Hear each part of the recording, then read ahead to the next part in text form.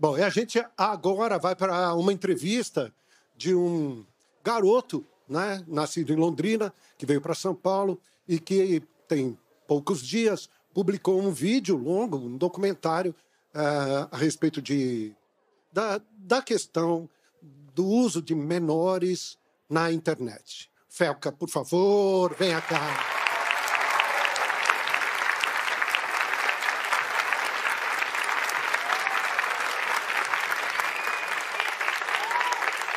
Muito obrigado, Felca. Sente-se aqui. A gente fica um pouquinho do programa conversando. Maravilha.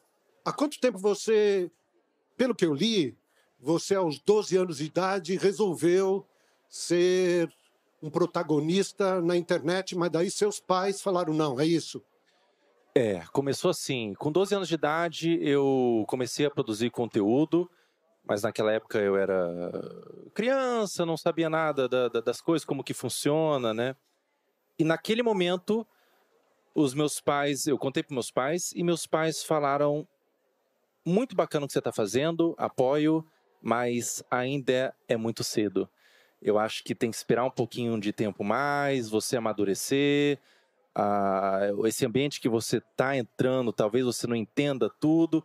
Na minha cabeça de criança, pré-adolescente ali, eu fiquei...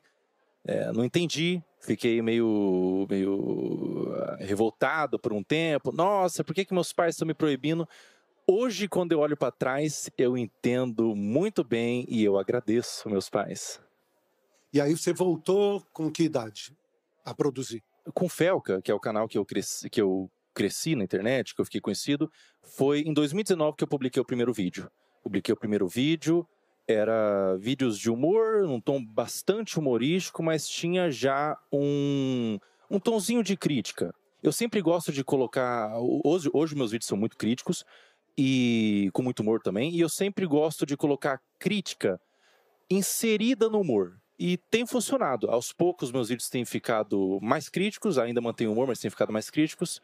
E hoje eu tô aí, né? Agora, hoje, houve uma explosão, não é? De visualizações, de compartilhamentos. Até aquele momento, há poucos dias atrás, antes do documentário, quantas pessoas faziam parte dos seus canais? Eu tinha... se for contar em todas as redes sociais, daria talvez 15 milhões a 20 milhões. Eu tinha... Na rede social principal, eu tinha 8,8 milhões. E hoje?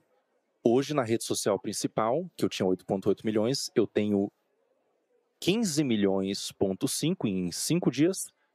Foram mais de 7 milhões de seguidores aí em 5 dias e crescendo. O teu vídeo repercutiu muito. Ele repercutiu pela história, né? Através das pesquisas e das denúncias que você fez, mas ele repercutiu também junto ao comportamento das pessoas. Eu acho que as pessoas começaram a refletir mais, e eu já vi vários vídeos de mães falando: eu não devia ter exposto tanto meu filho, apesar de nem ser uma exposição, vamos chamar assim, delicada ou sensual. Que reflexão você começou a trazer para a gente a respeito disso? Eu creio que esse é o ponto mais importante mesmo do vídeo, e você falou sobre ter chegado nas pessoas, e foi isso que eu observei mesmo. Me mandaram fotos, por exemplo, Serginho, de pessoas assistindo o meu vídeo na horizontal, que é uma coisa muito difícil nos dias de hoje, as pessoas estão consumindo todos na vertical, assistindo no ônibus o meu vídeo, no metrô. Eu fico muito feliz porque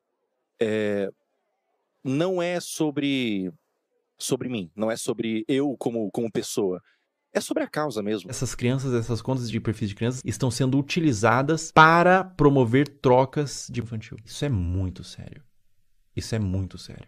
É um assunto muito delicado, é um assunto aversivo de ser falado, é um assunto que causa repulsa, mas ele tem que ser falado. Infelizmente, é um assunto que acontece em pequena e grande escala, de forma menos ou mais problemática. Acontece desde uma exposição, desde uma adultização, crianças se portando como adultos, até crianças sendo usadas de fato, né? É doentio. É doentio, é completamente doentio. É muito importante a gente falar sobre isso, e eu observei que esse movimento na internet de crianças produzindo conteúdo e o público, ele era dividido, ele tinha outras crianças consumindo, alguns pais consumindo, mas ele tinha naquele público também, isso é muito sério, consumindo aquele conteúdo. E era um conteúdo, Serginho, que se eu mostrasse para você, sem dar o contexto, você ia falar que era um conteúdo inocente. Era uma criança brincando, era uma criança se divertindo ali com as amigas, mas existiam, desculpa dizer, eu sei que é forte, cantando aquelas crianças. E daí você vê aquilo, você vai vendo aquele movimento, você vai vendo acontecendo, e você vai vendo pessoas que produzem conteúdo suas crianças, pessoas que às vezes adultizam propositalmente a criança. Se você não sente uma indignação, você não é um ser humano. E eu senti uma indignação, tinha um público e falei, simplesmente, liguei a câmera, na minha simplicidade, o estúdio que você vê branco lá, o estúdio contratado, é o meu quarto. É o meu quarto, é a minha câmera ali que eu liguei, falei. As reuniões de pauta era eu e meus amigos, que a gente entrava em ligação, conversava. Cara, isso aqui tá legal, isso aqui não vai, isso aqui vai. E causou um movimento tão gigantesco, Serginho, que agora, nesse momento, tá sendo meio nebuloso, tá sendo meio difícil de cair a ficha. Mas é um convite para as pessoas que estão assistindo, todo mundo que está aqui na plateia, é um convite para vocês entenderem que vocês têm voz. Existe um poder nas pessoas. Você vê algo que está errado e falar, denunciar, na sua simplicidade. As pessoas ouvem. Existe bondade no mundo. Mas e o consumo? Consumo direto consumo. De crianças e adolescentes frente à tela. O consumo ele tem que ser, na minha opinião, supervisionado. O pai tem que supervisionar o que a criança consome na internet, porque é muito fácil o algoritmo mesmo é trabalhado para isso. É muito fácil a criança sair de uma animação divertida, que ela se diverte, para um conteúdo não apropriado. É muito fácil isso acontecer. É um movimento que acontece muitas vezes. E se você, enquanto pai, tiver a capacidade de supervisionar o seu filho com 10, 11, 12 anos, ele pode consumir de forma moderada, na minha opinião, mas se você não tem a capacidade, se você não consegue ser um pai presente, se você trabalha muito, às vezes tem muitas ocupações e tudo mais, na minha opinião, bloqueio. E uma outra coisa não sobre consumo, Serginho, é sobre produção de conteúdo. Criança não tem que produzir conteúdo na internet. Não tem. A internet é um ambiente... todo mundo que está aqui sabe que a exposição não é algo fácil de lidar. A exposição vem com críticas, vem com pessoas comentando sobre você, comentando sobre aparência, vem com às vezes, um assédio.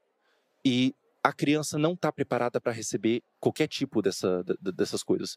Então, criança não deve produzir conteúdo na internet. Internet é um ambiente para adultos. Muito bem. Tem alguém que gostaria de fazer perguntas aqui? Você aqui, vamos começar. Como é seu nome? Ana. Tudo bem? Mais para ver sua opinião, assim, porque a gente sabe que isso não é de hoje. Não começou a postar os vídeos, principalmente do caso que você falou no vídeo, não começou esse ano, já é de muito tempo. Por que você acha que demorou tanto para tomar essa proporção, para as pessoas começarem a prestar atenção nisso? Essa é uma pergunta boa, Ana. Eu acho que existiam muitas pessoas falando sobre, já era uma coisa bem pública, assim, era relatado. Eu acho que talvez faltou uma mobilização mais numerosa mesmo. Eu acho que foi uma questão de alcance que atingiu. E o alcance vem quando uma pessoa decide. Eu acho que não vem quando a pessoa tem muita autoridade ou qualquer coisa do tipo. Eu acho que o alcance vem quando a pessoa decide reunir informações importantes desde o cerne da questão. Então, reunir provas, pesquisar, denunciar. Quando ela faz ela reúne informações em um vídeo que seja também fácil de consumir, porque muitas pessoas fazem vídeos, falam sobre, mas não querem se envolver. Elas falam de forma meio assim, direta, comentam só para ganhar alguma coisinha em troca. Quando a pessoa decide colocar a cara mesmo, não é sobre a autoridade da pessoa, é talvez sobre o ímpeto de realmente querer causar uma mudança. Eu acho que tem a ver com isso. Com isso. Quem mais, por favor? Aqui, você. Fala, garoto. Como é seu nome? Opa, prazer. Meu nome é Lucas. Queria perguntar pro Felca o que foi mais difícil para você depois dessa denúncia que você fez através do documentário, se foi montar, editar o vídeo, juntar essas várias denúncias, né, que você juntou para fazer esse documentário, ou o que teve de repercussão, seja positiva ou negativa.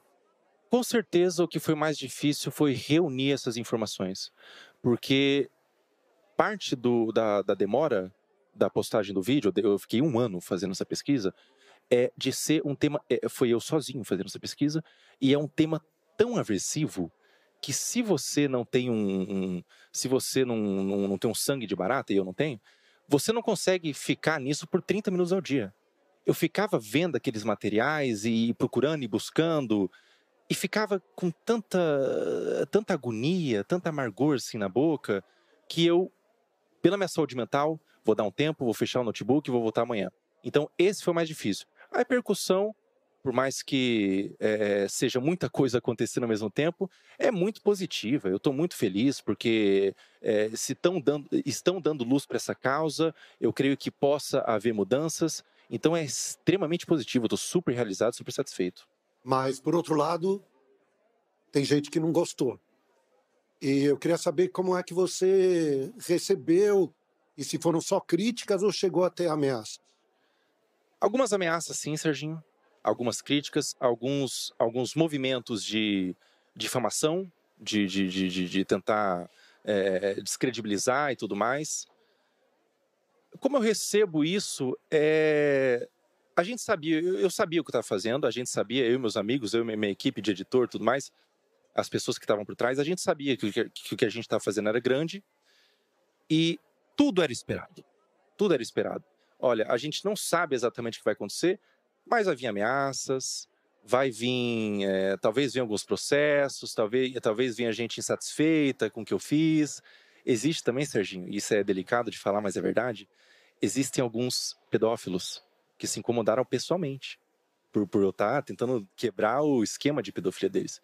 Esses pedófilos, eles vão se sentir atacados pessoalmente e vão bater de frente, mas, sinceramente, quem tem que ter medo são eles, não uma pessoa que está denunciando. Quem tem que ter...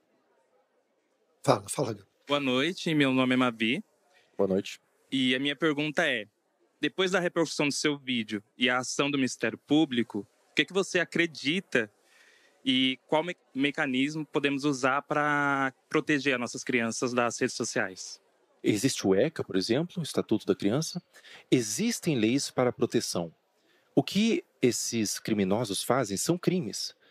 Então, eu acho que o melhor movimento, a melhor iniciativa é a iniciativa do indivíduo de denunciar, de ir atrás, de procurar, reunir provas, pesquisas e denunciar o que está vendo na internet. Denunciar. E, se tudo der certo, a gente consegue uma mudança no algoritmo para que esses conteúdos não sejam nem capazes de chegar no seu feed. Muito obrigado pela tua vinda, Serginho. aqui, viu? Obrigado Mesmo. Parabéns pelo teu trabalho. Obrigado, Serginho. Obrigado, viu?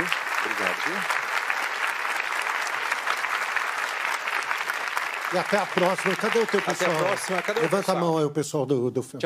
Tchau, Paola. Aqui. Tchau, Fábio. Tchau, Aqui. Caco. Glória, Xamã. Acho que as pessoas estão muito impressionadas com a altura dele também. Quando ele entrou... E olha que eu tenho 1,80m. Pega esse quadro. Não, eu tenho 1,80m. Tá baixinho, Serginho. Você tá muito baixinho. Obrigado, aplausos aqui. Obrigadão. O Altas Horas